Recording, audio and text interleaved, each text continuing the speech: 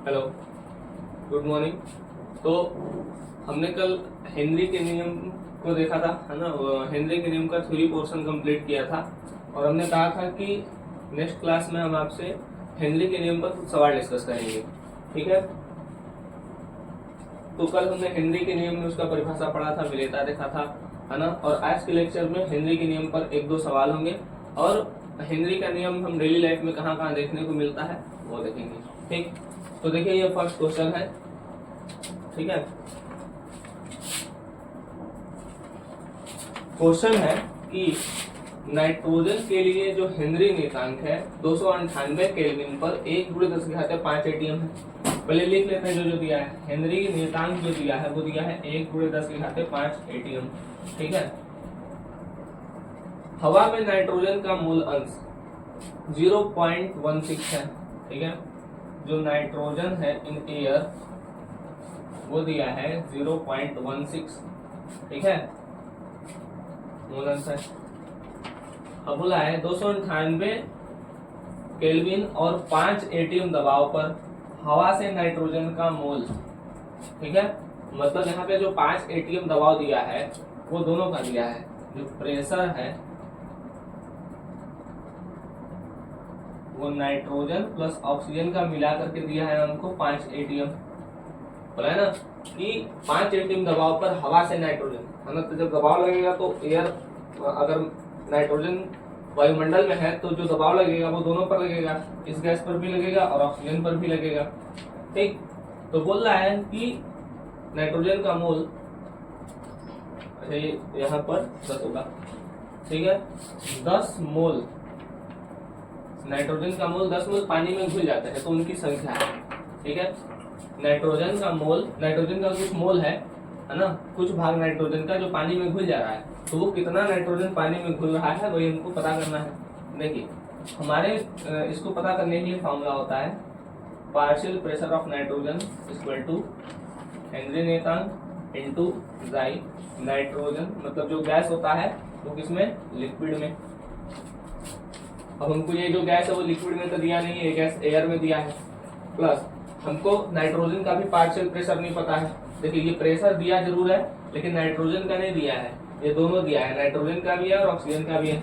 तो जब हम नाइट्रोजन का पार्शियल प्रेशर निकालेंगे तो उसके लिए एक फॉर्मूला लगाएंगे, टोटल प्रेशर इनटू नाइट्रोजन का मोल अंश, ठीक है, यहाँ पर इन एयर।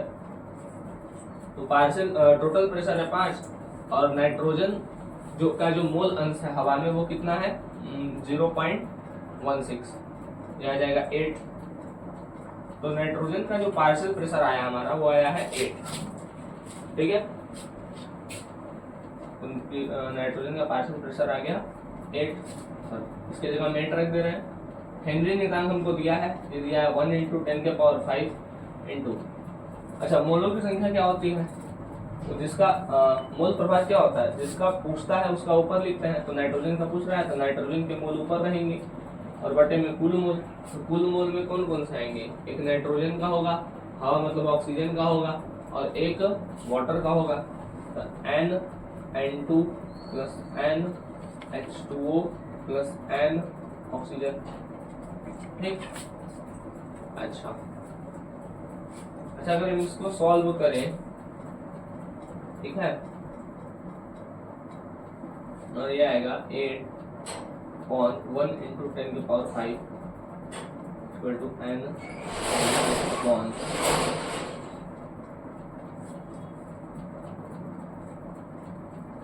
यहाँ से एक चीज देखिए,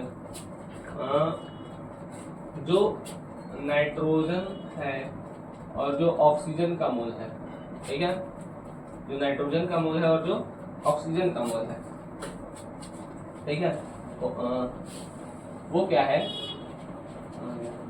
चलिए ठीक है, 1 मिनट आप यहाँ थोड़ा सा सपोज करिए। अगर हम इसी को हल करें 1 × 10⁵ इंटू जाई नाइट्रोजन इन लिक्विड, ठीक। तो ये हो गया 8 जाएगा, 8 अपॉन 10⁵ इक्वल टू जाई नाइट्रोजन इन लिक्विड। तो जो मोल प्रभाव जाएगा नाइट्रोजन का लिक्विड में ठीक है, वो कितना आएगा 8 इंटू 10 के पावर -5। नीचे अगर प्लस में रहता है तो ऊपर जाने पे वो माइनस में हो जाता है। मतलब लिक्विड में जो नाइट्रोजन मिला है ये बहुत कम है, 8 इंटू 10 के पावर -5 है ना। ये क्या है, बहुत ज्यादा कम है, दिख रहा है, -5 है, +5 नहीं है, ये 10 के पावर -5। कहने का मतलब यह है कि नाइट्रोजन इन लिक्विड, मतलब जो लिक्विड में नाइट्रोजन गैस है ना, उसकी संख्या बहुत ज्यादा कम है। तो लिक्विड में जो नाइट्रोजन मिला है उसको हम नेगलेक्ट कर सकते हैं। ठीक है, देखिए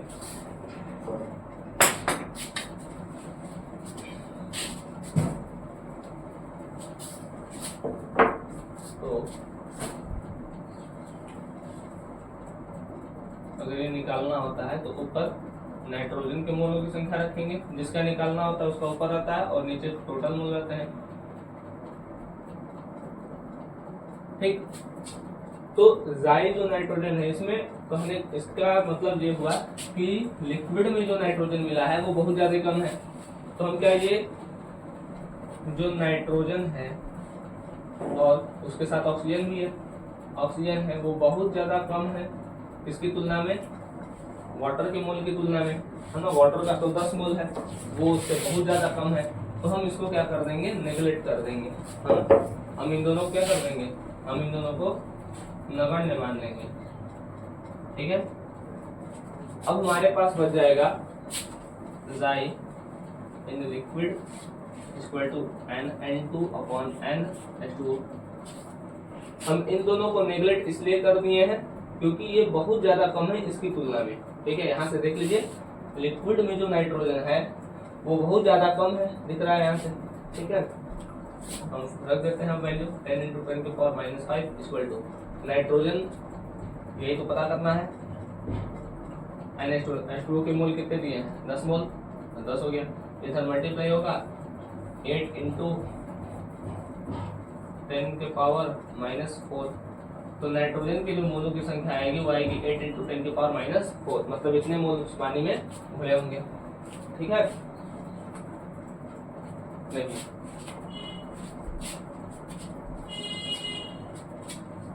चलिए एक नेक्स्ट क्वेश्चन लेते हैं। ये थोड़ा ठीक क्वेश्चन था, इसको आप लोग देखिए, करिए। इसमें बहुत ज्यादा न्यूमेरिकल नहीं है, 1-2 न्यूमेरिकल है, उसको आप लोग करिए।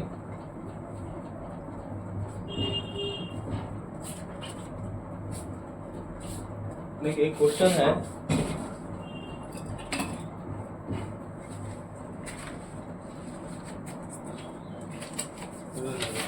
देखिए एक क्वेश्चन है कि अगर गैस का पार्शियल प्रेशर दिया हो और ये दिया है 20 किलो पास्कल, ठीक, और हेनरी नियतांक दिया हो, कुछ भी दे सकता है, किलो पास्कल, और आपसे सॉल्युबिलिटी पूछ रही हो, सॉल्युबिलिटी मतलब विलेयता पूछ रही हो, क्या होगा। ठीक है, तो एक फॉर्मूला होता है partial pressure of gas equal to Henry नियतांक इनटू सॉल्युबिलिटी। ठीक है, गैस का पार्शियल प्रेशर है 20 किलो पास्कल, इसको जब हम कन्वर्ट करेंगे तो आएगा 20 × 10 के साथ 3 पास्कल, है ना, 1 किलो में 1000 ग्राम। ठीक है, तो कन्वर्ट कर दो उसका, ये आएगा 8 इंटू 10 के पावर 4 इंटू 10 के पावर 3 पास्कल। वैल्यू पुटअप करते हैं, ये कितना है, ये है 20 इंटू 10 के पावर 3 और ये है 8 इंटू 10 के पावर 4 इंटू 10 के पावर 3 इंटू सॉल्युबिलिटी। ठीक है, बस देखिए यहाँ ये नीचे आएगा 20 इंटू 10 के पावर 3 अपॉन 8 इंटू 10 के पावर 4 इंटू 10 के पावर 3, तो 3 से 3 कैंसिल हो जाएगा और ये आगे इधर विलेयता को हम x कर लेते हैं। ठीक है, x, इसको काटिए, 4 2 जाए 4 3 जा 4 4 5 जा, ठीक है, 2 पॉइंट, तो x आएगा 2.5 इंटू 10 के पावर -4, इसकी जो विलेयता होगी ये होगी। ठीक है, तो इसी तरीके से क्वेश्चन आते हैं। इसको आप लोग करिए। चलिए, तो हेनरी के नियम में हमको जो लास्ट पढ़ना है वो पढ़ना है हेनरी के नियम का अनुप्रयोग। कहाँ कहाँ इसका यूज देखने को मिलता है? देखिए, हेनरी के नियम का अनुप्रयोग। हेनरी के नियम के अनुप्रयोग क्या है? हेनरी के नियम का अनुप्रयोग हमको देखने को मिलता है जब हम कोल्ड ड्रिंक की बोतल को खोलते हैं, है ना, या सोडा बोतल की बोतल को खोलते हैं, तो उसमें से जो फिश करके आवाज निकलता है ना, जैसे सोडा वाटर की बोतल को खोलने पर, है ना, फिज करके जो आवाज निकलता है, इसमें होता क्या है? देखिए, बॉटल में कार्बन डाइऑक्साइड को बहुत ज्यादा प्रेशराइज करके भरते हैं, ठीक है। कोई बॉटल है, इसके अंदर जो CO2 भरा गया है, इसको बहुत ज्यादा हाईली प्रेशर पर भरा गया है, ठीक, बहुत ज्यादा प्रेशर दिए है तभी भरा है। हम जैसे ही बॉटल खोलते हैं, है ना, हम जैसे ही बॉटल ओपन करते हैं, ठीक है, यहाँ पे प्रेशर हाई है, जैसे ही खोलेंगे तो ओपन करने पर प्रेशर क्या हो जाएगा? डिक्रीज हो जाएगा, कम हो जाएगा। तो अभी कल पढ़े थे हम विलेयता में कि जब प्रेशर हाई रहता है तो विलेयता भी ज्यादा होती है ना, और प्रेशर कम होता है तो विलेयता भी कम होती है। मतलब प्रेशर कम करेंगे तो CO2 उसमें CO2 जो लिक्विड में मिला है वो मिल नहीं पाएगा, क्योंकि उसका प्रेशर हमने गिरा दिया है, और वो जो CO2 है वो कहाँ निकल जाएगी? बाहर, ठीक है। तो पहला ये है ना, प्रेशर अधिक है तो विलेयता अधिक है, कार्बन डाइऑक्साइड खुली हुई है, प्रेशर कम किए, विलेयता कम हुई और CO2 बाहर निकल गई। तो जो आवाज बेसिकली हम सुनते हैं वो CO2 बाहर निकलती है ना, वो गैसें बाहर निकलती है जिसकी आवाज हमको सुनने को मिलती है, ठीक। पहला ये है। अच्छा, दूसरा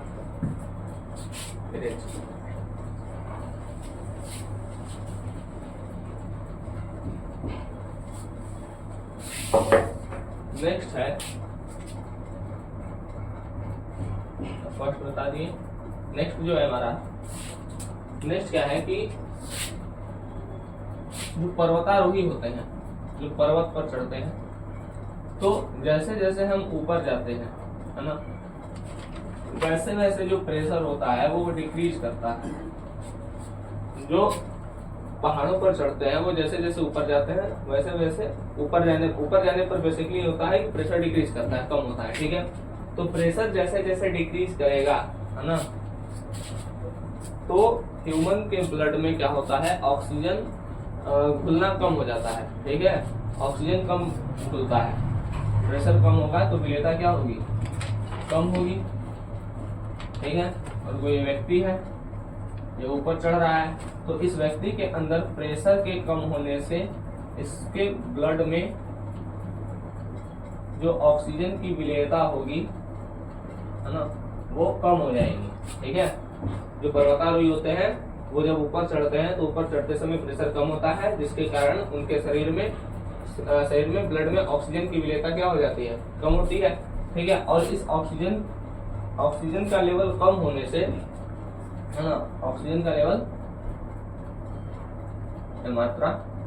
ऑक्सीजन की मात्रा कम होने से उनको कंफ्यूजन होता है ना, हम सॉरी टर्म था मेंटल